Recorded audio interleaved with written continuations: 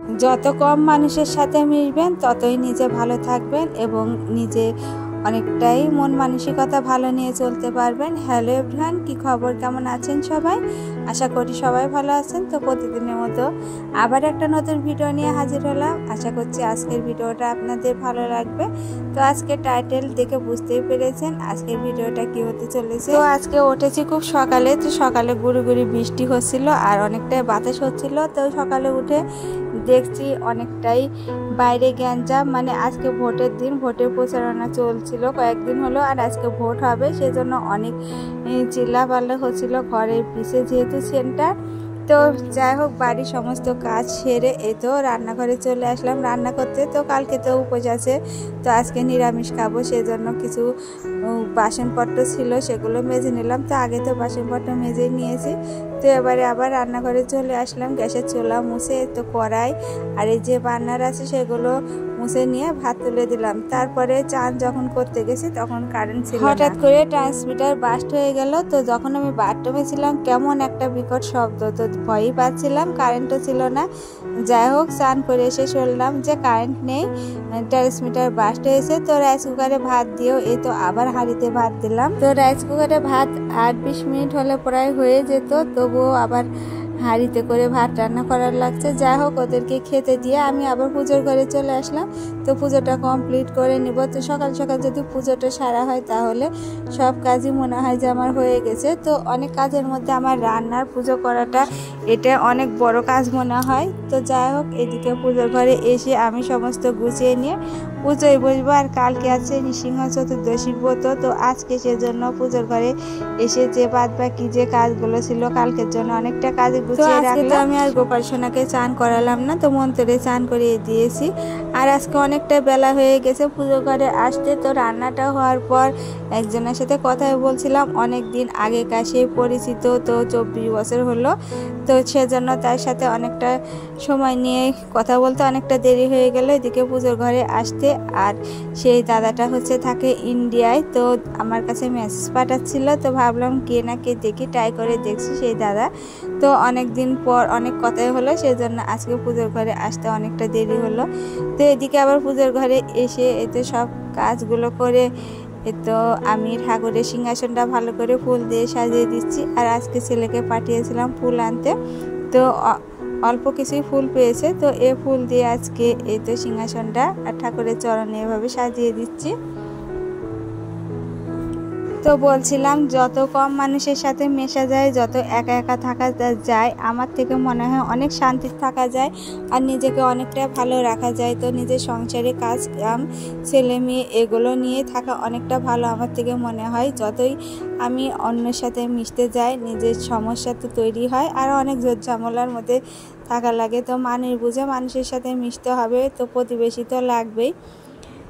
তো যাদেরকে বুঝে হয়তো বুঝলাম যে সে হয়তো খুব ভালো, নিজের থেকে কিছুদিন চলাফেরা করলে বুঝে যায় সে কেমন। তো সেভাবে হয়তো গোটা কয়েক মানুষজনের সাথে মিশতে হবে, কিন্তু যত কম মানুষের সাথে মিশা যাবে ততই নিজের পক্ষে ভালো। আর মানুষের সাথে মিশতে হলে যদি আপনি দুঃখের কথা শেয়ার করেন তাহলে সে মানুষকে আর কাছে পাবেন না, কিন্তু সুখের সময় অনেকেই আসে, অনেকেই ভালো ব্যবহার করে, অনেকে ভালোভাবে থাকতে চায়, কথা বলতে চায়, কিন্তু যখন আপনার কষ্টের কথা তার সাথে শেয়ার করবেন কিন্তু তাকে আর কাছে পাবেন না, দূরে সরে যাবে। সেজন্য নিজের কষ্টটা নিজের মধ্যে রাখার চেষ্টা করবেন, নিজেকে ভালো রাখার জন্য অনেকটাই নিজে ভালো থাকবেন। তো আমি অনেক মানুষের সাথে মিশে বুঝেছি যে নিজে নিজে যত একা থাকা যায় ততটাই ভালো থাকা যাবে। আর বাড়িতে অনেক মানুষ আছে যারা এসে নেগেটিভমূলক কথা বলে, তো তাদেরকে অ্যাভয়েড করে নিজে একটু অন্য কথা দিয়ে সরিয়ে নিজের কাজ কামের মধ্যে ব্যস্ত থাকবেন, তাহলে বুঝতে পারবে হয়তো সে কথার গুরুত্ব দিচ্ছে না, কিন্তু তার সাথে ভালো ব্যবহার করে তাকে বসতে দিয়ে এইভাবে যদি চলাফেরা করে নিজে অনেকটা ভালো থাকতে পারবেন। তো এই কথাগুলো আমার প্রিয় দর্শক বন্ধুদের আমি হয়তো বললাম, তারা একটু হলেও উপকৃত হবে। তো আমি এরকম অনেক সমস্যার মধ্যে পড়েছি আর অনেক দিন হলে এই সমস্যা আমার ছিল। তো আমি কিছুদিন হলে মানে কিছু কয়েক মাস হলে আমি সেভাবে চলছি, কিন্তু আমি নিজে অনেকটা ভালো আছি। আর বাড়তি টেনশন যখন এইগুলো নিয়ে মাথার মধ্যে কাজ করে, তো সংসারের কাজগুলো ভালোভাবে করাও যায় না, আর সংসারে কোনো কাজে মনে বসে না। এই একজনের সাথে হয়তো একটা ভালো কথা বললাম, সে আরেকজনকে বলল, সেজন্য এইভাবে মানুষ বুঝে চলাফেরা করতে হবে। আর যত কম মানুষের সাথে মেলামেশা করবেন ততটাই নিজেকে ভালো রাখতে পারবেন। আর সব কথা মানুষের সাথে সব কিছু শেয়ার করা যাবে না, এগুলো হচ্ছে নিজেরই অনেকটা বিপদ ডেকে আনবে। তো যাই হোক, এদিকে আজকে ভোট, তো ভোটের জন্য ঘরের পিছে সকাল থেকেই তো মানুষজন গ্যাঞ্জাম আর চিল্লাপাল্লা হচ্ছে। তো এদিকে পুজো সেরে কয়েকটা করলা ভেজে নিলাম, আর আজকে করলা ভাজি দিয়ে আর চানাচুর দিয়ে তো সকালকার ভাত খেয়ে নিচ্ছি। তো ওদের জন্য ফ্রিজে মাছ ছিল আর এই যে ডিমের তরকারি ছিল, ওগুলো দিয়ে খেয়েছে। তো এদিকে ভোট দিতে যাব, কুপন নিয়ে আসলো ছেলে, তো ভোট দিতে যাব। তো কাকিমার সঙ্গে ভোট দিতে যাব, তো কাকিমার আসতে একটু দেরি হবে, সেজন্য আমি ভাবলাম বিছানাটা একটু গুছিয়ে নিয়ে তো ভোট দিতে হয়তো কতটা দেরি লাগবে জানি না। তো এসে তো আবার রান্নায় চলে যাব, তো বিছানাটা তো পরিষ্কার করাই হয় নাই।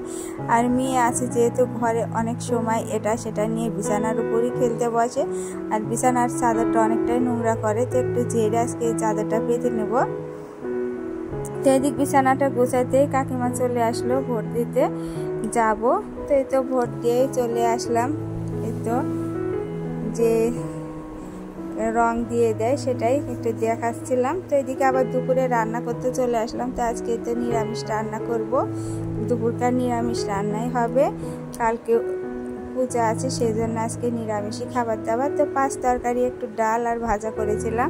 তো পাঁচ তরকারিটা করলে কি হয়, ছেলেরা তো ভাতের সাথে সবজিটা খেতেই চায় না। তো সন্ধ্যাবেলায় যদি একটু রুটি দিয়ে ওদেরকে দিই, কি এমনিতে এই সবজিটা দিই, তাহলে খুব সহজেই খায়, সেজন্য এরকম একটা সবজি করে রেখে দিই। প্রায় দিনই একটা এরকম সবজি করি, পাঁচ মেশানো, তো ওদের পুষ্টিটাও পায়। আর ভাত খাওয়ার সময় সবজিগুলো খেতে চায় না, তো সন্ধ্যাবেলায় নিরিবিলি রুটির সাথে সবজিগুলো খাবে। তো আজকে আমার কোনো কাজে মন বসছিল না, এই তো 5 মিনিট 10 মিনিট পর পর সব চিল্লা পাল্লা করে উঠছিল, আর অনেকটা গ্যাঞ্জাম ঘরের পেছনে। তো বারবার জানলা দিয়ে একটু উকি ঝুঁকি মেরে দেখছিলাম কি হলো। তো এদিকে আমার ডাল রান্না আর সবজিটা হয়ে গেছে। তো এই তো দুপুরে রান্না বাড়ি, এ তো ভাজি, ভাত আর এই ডাল, আর ওদের জন্য একটু মাছের ঝোল করেছিলাম, কালকে ফ্রিজে ছিল, তো ফুটিয়ে ওটাই দিয়ে দিলাম। তো এদিকে রান্নাঘরটা পরিষ্কার করে নিয়ে আমি আর যে বাদ বাকি কাজগুলো আছে সেগুলো সেরে নেব।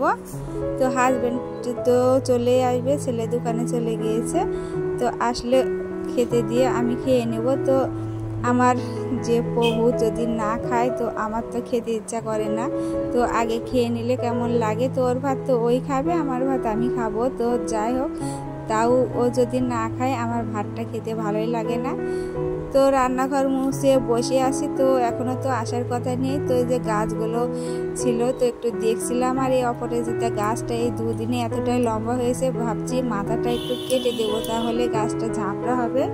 আর আমার শখের যে একটা মানি প্লান্ট গাছ অনেক কষ্ট করে পেয়েছি, তো গাছটা হয়ে গেছে। তো এতে একটু জল দিয়ে রেখে দেব। আর এই তো আবার বাইরে চলে আসলাম। তো এই ছিল আজকের ভিডিও।